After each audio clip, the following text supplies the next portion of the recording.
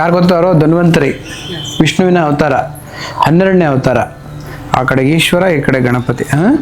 So ಅವರ ಸಮ್ಮುಖದಲ್ಲಿ ಇವತ್ತೊಂದು ಆರೋಗ್ಯ ಸಂಕಲ್ಪ ಮಾಡೋಣ. ಯಾಕೆ ಅಂತಂದರೆ ಆರೋಗ್ಯ ಅನ್ನೋಂಥದ್ದು ಬಹಳ ಅತ್ಯಮೂಲ್ಯವಾಗಿರ್ತಕ್ಕಂತಹ ವಸ್ತು.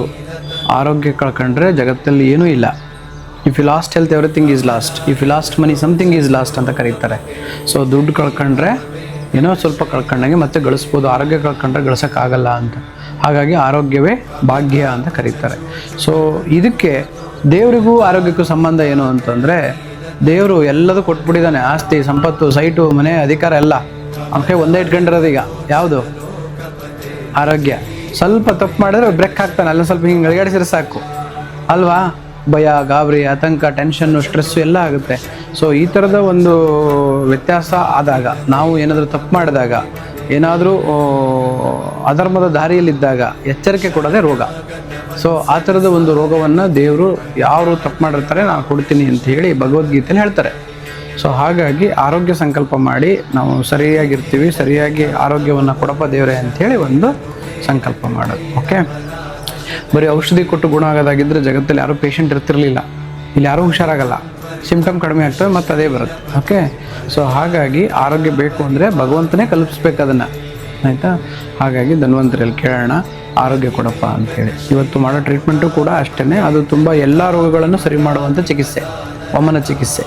ಸೊ ಅದೊಂಥರ ರಾಮಬಾಣ ಇದ್ದಂಗೆ.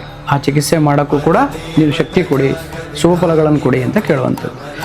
ಸೊ ಪ್ರಥಮವಾಗಿ ಗಣಪತಿಯನ್ನು ನೆನೆಯುತ್ತಾ ನಾವು ಪ್ರಾರಂಭ ಮಾಡೋಣ. ಓಂ ವಕ್ರತುಂಡ ಮಹಾಕಾಯ ಕೋಟಿ ಸೂರ್ಯ ಸಮಪ್ರಭಾ ನಿರ್ವಿಘ್ನಂ ಕುರು ಮೇ ದೇವ ಸರ್ವಕಾರ್ಯೇಷು ಸರ್ವದಾ. ಓಂ ಏಕದಂತಾಯ ವಿದ್ಮಹೇ ವಕ್ರತುಂಡಾಯ ಧೀಮಹಿ ತನ್ನೋ ದಂತಿ ಪ್ರಚೋದಯಾತ್. ನಮೋ ಭಗವತೆ ವಾಸುದೇವಾಯ ಧನ್ವಂತರೆ ಅಮೃತ ಕಳಶಹಸ್ತಾಯ ಸರ್ವಾಮಯ ವಿನಾಶನಾಯ ತ್ರೈಲೋಕ್ಯನಾಥಾಯ ಶ್ರೀ ಮಹಾವಿಷ್ಣುವೇ ನಮೋ ನಮಃ.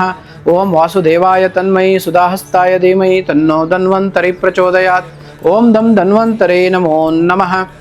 ಓಂ ನಮಾಮಿ ಧನ್ವಂತರಿಮಾದಿದೇವಂ ಸುರಾಸುರೈರ್ವಂದಿತ ಪಾದಪದ್ಮಂ ಲೋಕೆ ಜರಾರುಗ್ಭಯಂ ಮೃತ್ಯುನಾಶಂ ದಾತಾರಮೀಶಂ ವಿವಿಧೌಷಧೀನಾಂ ಧನ್ವಂತರಿಂ ರಮಾನಾಥಂ ಸರ್ವರೋಗ ನಿವಾರಕಂ ಆಯುರ್ವೇದಂ ಪ್ರವಕ್ತಾರಂ ವಂದೇ ಪೀಯೂಷಧಾರಿಣಾಂ. ಸರ್ವೇ ಜನಾ ಸುಖಿನೋ ಭವಂತು, ಸರ್ವೇ ಸಂತು ನಿರಾಮಯ, ಸರ್ವೇ ಭದ್ರಾಣಿ ಪಶ್ಯಂತು ಮಾ ಕಶ್ಚಿತ್ ದುಃಖ ಭಾರ್ಗವೇ. ಓಂ ಶಾಂತಿ ಶಾಂತಿ ಶಾಂತಿ.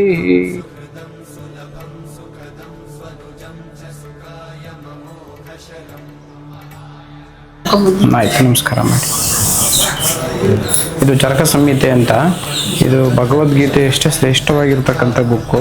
ಇದು 5000 ವರ್ಷಗಳ ಹಿಂದೆ ಬ್ರಹ್ಮ ಬರೆದಿರ್ತಕ್ಕಂಥ ಬುಕ್ಕು.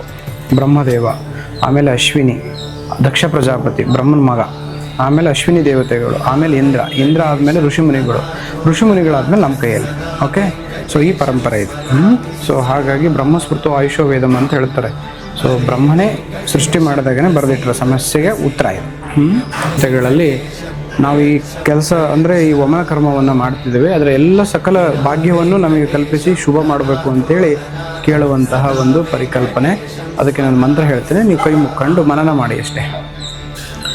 ಓಂ ಬ್ರಹ್ಮ ದಕ್ಷ ಅಶ್ವಿ ರುದ್ರ ಇಂದ್ರ ಭೂಚಂದ್ರ ಅರ್ಕ ಅನಿಲ ಅನಲಾಹ ಋಷಯಃ ಸ ಔಷಧಿ ಗ್ರಾಮ ಭೂತ ಸಂಗಾತಚ್ಚ ಪಾಂತುತೆ ರಸಾಯನಾಂ ವಿವರ್ಷೀಣಾಂ ದೇವಾನಾಂ ಅಮೃತಂ ಯತಸುದೇವ ಉತ್ತಮ ನಾಗಾನಾಂ ಬೈಸಜ್ಜಂ ಇದಂ ಮಸ್ತುತೆ.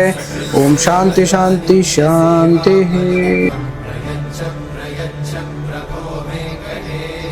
ಬಗ್ಗಮ್ಮ ಮುಂದೆ ಬಗ್ಗು.